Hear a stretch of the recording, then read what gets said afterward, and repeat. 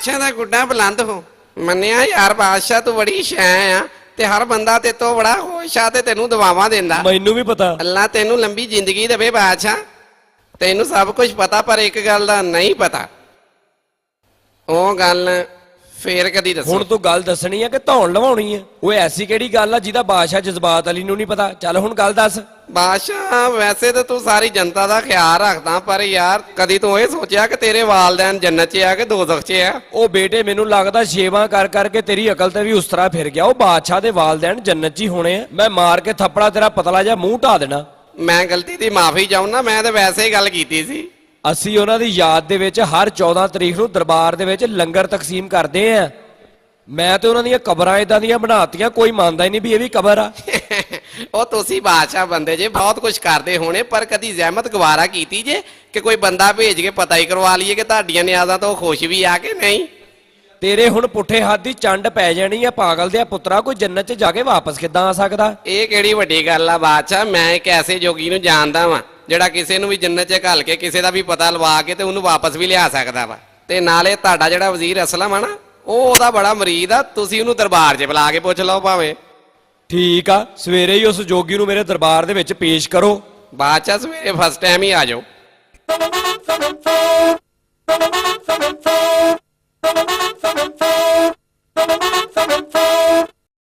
ਅਸਲਮ ਬੁਲਾਇਆ ਉਸ ਜੋਗੀ ਨੂੰ?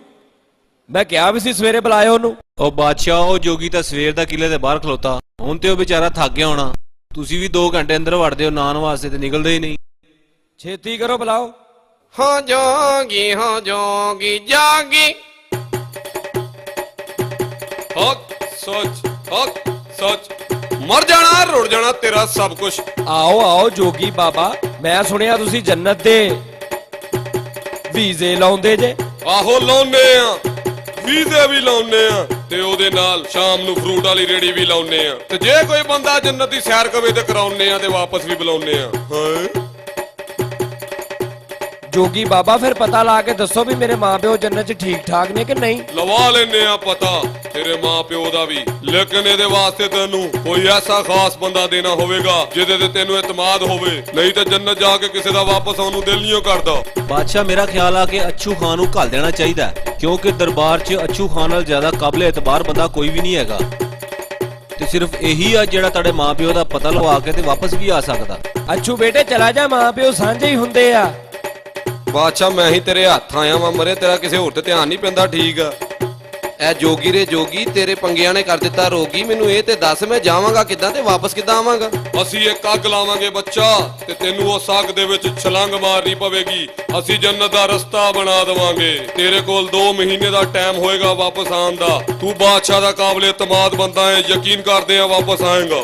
ਮਰ ਜਾਣਾ ਰੋੜ ਜਾਣਾ ਤੇਰਾ ਸਭ ਕੁਝ। ਬਾਬਾ ਇਹ ਅੱਗ ਲਾਵੇਂਗਾ ਕਿੱਥੇ ਤੂੰ? ਵੈਸੇ ਤੇ ਅੱਗ ਅਸੀਂ ਘਰ ਕਰ ਲਈ ਆ ਬੱਚਾ ਤੇ ਸਾਡੀ ਅੱਗ ਬੁਝਣ ਦਾ ਨਾਂ ਨਹੀਂ ਲੈਂਦੀ ਭਾਵੇਂ ਮੀਂਹ ਪੈ ਜਾਵੇ। ਪਰ ਅਸੀਂ ਇਹ ਅੱਗ ਸਮਨਾਬਾਦ ਚੌਂਕ ਚ ਲਾਵਾਂਗੇ। ਠੀਕ ਆ ਫਿਰ ਬਾਦਸ਼ਾਹ, ਘਰੋਂ 2 ਮਹੀਨੇ ਯਾਰ ਦੂਰ ਰਹਿਣਾ ਵਾ। ਤੂੰ ਇੰਜ ਕਰ ਮੈਨੂੰ 4-5 ਦਿਨ ਦੀ ਛੁੱਟੀ ਦੇ ਦੇ। ਮੈਂ ਵੀ ਕੋਈ ਫੁੱਫੀ ਮਾਮੀ ਦਾ ਨਾਂ ਪੁੱਛ ਲਵਾਂ, ਖਬਰੇ ਉੱਥੇ ਮਿਲ ਜਾਣ। ਕੋਈ ਗੱਲ ਨਹੀਂ ਅੱਛੂ ਬੇਟੇ। ਜੋਗੀ ਬਾਬਾ ਅੱਛੂ 4-5 ਦਿਨ ਤੋਂ ਬਾਅਦ ਵਾਪਸ ਆਏਗਾ। ਤੁਸੀਂ ਆਪਣੀ ਤਿਆਰੀ ਕਰੋ ਉਨੀ ਦੇਰ। ਬਸੰਤ ਦਾ ਦਿਨ ਹੋਵੇ, ਹਾਂਜੀ। ਬਾਦਸ਼ਾਹ ਸਲਾਮਤ ਅਲੀ ਦਾ ਗੁੱਡਾ ਬੁਲੰਦ ਹੋਵੇ।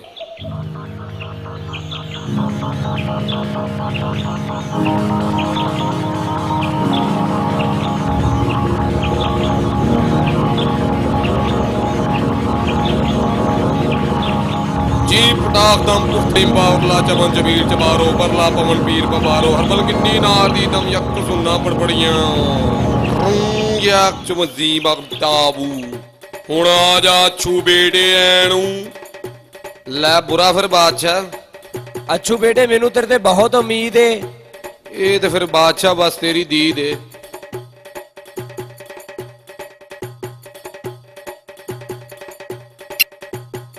ਓਏ ਅੱਛੂ ਸਾਡਾ ਵੀ ਸੁਣਾ ਦੇ ਵੀਰ ਵੀ। ਓਏ ਮੇਰੀ ਮਾਮੀ ਉੱਥੇ ਖਿਆਲ ਰੱਖੀ। ਜੋਗੀ ਬਾਬਾ ਮੇਰਾ ਪੁੱਤਰ ਆ, ਇਹਨੂੰ ਕਿਤੇ VIP ਡੱਬੇ 'ਚ ਹੀ ਘੱਲ ਦਿਓ। ਹੌਸਲਾ ਰੱਖ ਬਾਦਸ਼ਾਹ, ਤੂੰ ਤੇ ਦਿਲ ਹੀ ਛੱਡ ਗਿਆ ਏ। ਅਸੀਂ ਤਾਂ ਬੜੇ ਬੜੇ ਬੰਦਿਆਂ ਨੂੰ ਜੰਨਤ 'ਚ ਭੇਜ ਕੇ ਵਾਪਸ ਬੁਲਾਉਨੇ ਆ। ਇਹ ਨਿੱਕਾ ਜਿਹਾ ਹੁੰਦਾ ਸੀ ਜਦੋਂ ਦਾ ਮੇਰੇ ਕੋਲ ਹੈ। ਮਰ ਜਾਣਾ ਰੁੜ ਜਾਣਾ ਅੱਛੂ ਬੇਟੇ ਤੇਰਾ ਸਭ ਕੁਛ।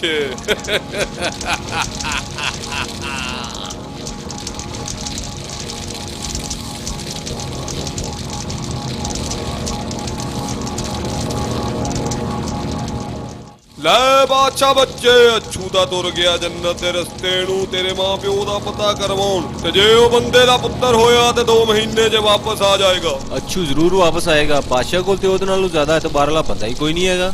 ਹਾਂ ਬਾਕੀ ਤੇ ਸਭ ਚੋਰ ਆ। ਲੈ ਬਾਦਸ਼ਾਹ ਬੱਚੇ, ਸਾਡੀ ਫਰੂਟ ਵਾਲੀ ਰੇੜੀ ਲਾਉਣ ਦਾ ਟਾਈਮ ਹੋਇਆ, ਤੂੰ ਵੀ ਚੱਲ।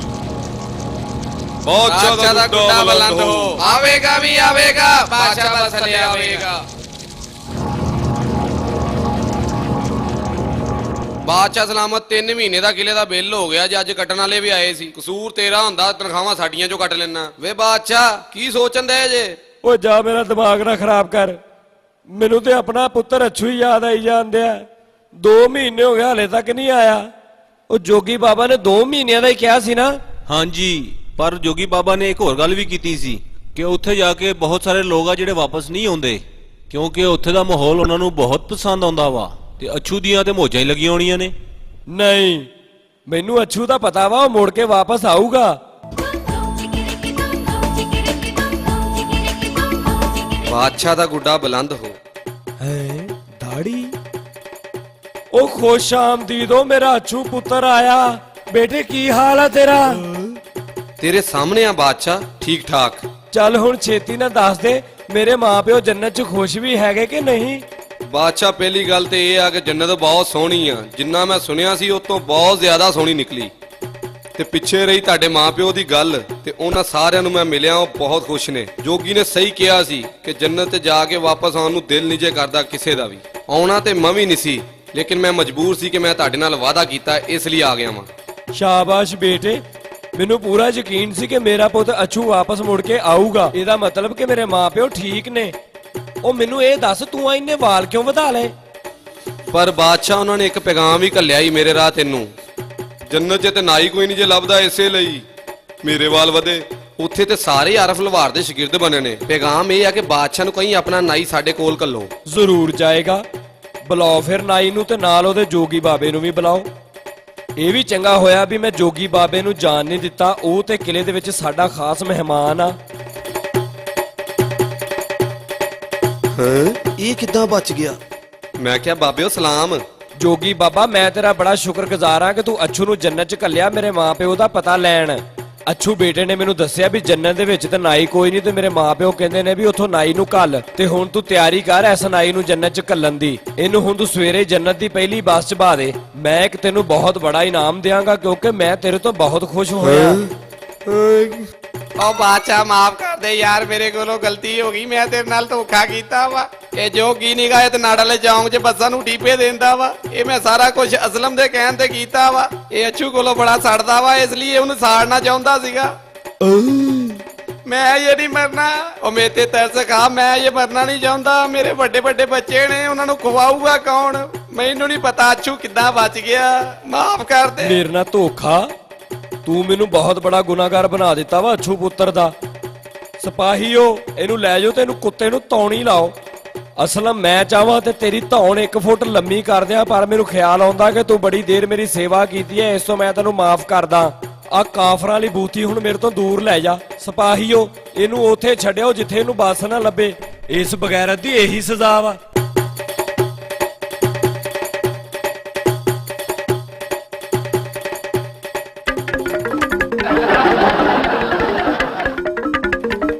ਅੱਛੂ ਬੇਟੇ, ਮੈਂ ਤੇਰੇ ਕੋਲੋਂ ਮਾਫੀ ਚਾਹੁੰਦਾ, ਪਰ ਤੂੰ ਇਹ ਦੱਸ ਦੇ ਤੂੰ ਉੱਥੋਂ ਬਚਿਆ ਕਿੱਦਾਂ? ਤੈਨੂੰ ਪਤਾ ਕਿੱਦਾਂ ਲੱਗਾ ਵੀ ਇਹ ਸਾਰਾ ਡਰਾਮਾ ਵਾ? ਮੇਰਾ ਪੁੱਤ ਜ਼ਰਾ ਤਫਸੀਲ ਨਾਲ ਦੱਸ। ਉਹ ਯਾਰ ਬਾਦਸ਼ਾਹ, ਜਦੋਂ ਆ ਝੂਠਾ ਬਾਬਾ ਨਹੀਂ ਸੀ ਆਇਆ ਸਾਡੇ ਦਰਬਾਰ 'ਚ ਤੇ ਲੱਗਾ ਹੋਇਆ ਸੀ ਸੜ ਜਾਏਗਾ ਮਰ ਜਾਏਗਾ, ਮੈਨੂੰ ਉਦੋਂ ਹੀ ਪਤਾ ਲੱਗ ਗਿਆ ਸੀ ਸਾਰਾ ਡਰਾਮਾ ਵਾ। ਤੇਰੀ ਵੀ ਇੱਕ ਬੁਰੀ ਜੀ ਆਦਤ ਆ, ਤੂੰ ਹਰ ਇੱਕ ਤੇ ਯਕੀਨ ਕਰ ਲੈਣਾ, ਇਸ ਲਈ ਮੈਂ ਚੁੱਪ ਰਿਹਾ। ਤੇ ਮੈਂ ਤੇਰੇ ਕੋਲ ਪਤਾ ਛੁੱਟੀ ਕਿਉਂ ਮੰਗੀ ਸੀ? ਉਹ ਇਸ ਵਾਸਤੇ ਕਿ ਜਿਸ ਜਗ੍ਹਾ ਤੇ ਇਸ ਜੋਗੀ ਨੇ ਅੱਗ ਲਾਉਣੀ ਸੀ, ਮੈਂ ਉੱਥੇ ਮਜ਼ਦੂਰ ਲਵਾ ਕੇ ਸਰੋਂਗ ਆਪਣੇ ਘਰ ਤੱਕ ਲੈ ਗਿਆ ਸੀ। ਤੇ ਫਿਰ ਉਸ ਦਿਨ ਜਿੱਦਣ ਮੈਂ ਅੱਗ ਦੇ ਵਿੱਚ ਵੜਨ ਲੱਗਾ ਨਾ, ਮੈਂ ਬਿਲਕੁਲ ਸਰੋਂਗ ਦੇ ਦਰਵਾਜ਼ੇ ਤੇ ਖਲੋਤਾ ਸੀ। ਤੇ ਜਦੋਂ ਹੀ ਬਾਬਾ ਅੱਗ ਲਾਉਣ ਲੱਗਾ, ਮੈਂ ਸਰੋਂਗ ਦਾ ਦਰਵਾਜ਼ਾ ਖੋਲ੍ਹਿਆ ਤੇ ਵਿੱਚ ਵੜ ਗਿਆ।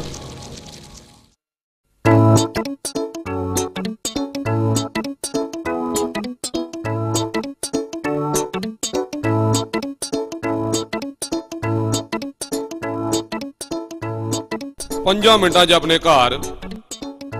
ਬਸ ਫਿਰ ਮੇਰੀ ਅਕਲ ਇਹ ਕਹਿੰਦੀ ਸੀ ਕਿ ਜਿਹਨੇ ਮੇਰੇ ਖਿਲਾਫ ਸਾਜ਼ਿਸ਼ ਕੀਤੀ ਆ, ਉਹ ਆਪਣੇ ਜੁਰਮ ਨੂੰ ਆਪ ਕਬੂਲ ਕਰੇ। ਤੇ ਵੱਡਾ ਕਸੂਰਵਾਰ ਸੀਗਾ ਉਹ ਨਾਈ। ਤੇ ਫਿਰ 2 ਮਹੀਨੇ ਚਾਹੀਦੇ ਸੀ ਵਾਲ ਲੰਬੇ ਕਰਨ ਨੂੰ, ਉਹ ਵੀ ਕਰ ਲੈ ਫਿਰ। ਕਿਆ ਬਾਤ ਹੈ ਬੇਟੇ, ਬਹੁਤ ਅੱਛੇ। ਇਹ ਹੁਣ ਬਾਲ ਕਟਾਈ ਨਾ, ਤੈਨੂੰ ਪਤਾ ਅੱਗੇ ਫੰਕਸ਼ਨ ਆ ਰਹੇ ਨੇ ਤੇ ਉਹਨਾਂ ਦੇ ਵਿੱਚ ਇਹ ਬਹੁਤ ਜ਼ਰੂਰੀ ਨੇ।